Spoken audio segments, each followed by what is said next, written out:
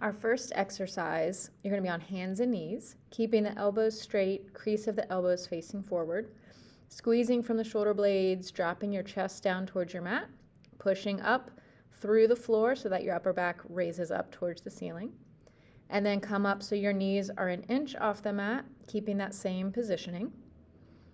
After that, step back into your plank. Same thing, squeeze and push through the shoulder blades. Try 10 in each position. Next, lying on your back in a neutral spine. Use your core to stabilize, keep your breath even. Use one arm as your anchor. Drop your opposite arm and opposite leg down in a nice controlled, slow manner. Working on both stabilizing through the pelvis, the core, and the hip, as well as upper body scapular stabilization. Switch sides, do about 10 on each side.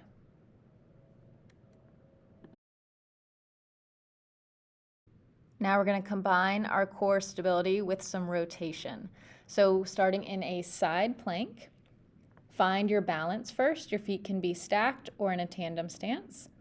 Use your arm that's reaching up for the ceiling to tuck underneath one side of your body and then control back up. Switch sides. Try getting to about 5 on each side and maybe do 2 or 3 rounds. A modification is to bend your legs so your feet are behind you and your knees are your contact point. Holding your band about shoulder width apart, lunge forward, rotate open over your front thigh, using those scapular muscles to pull the band apart. Wrapping your band in an X pattern on the bottom of your feet, holding it in your hands.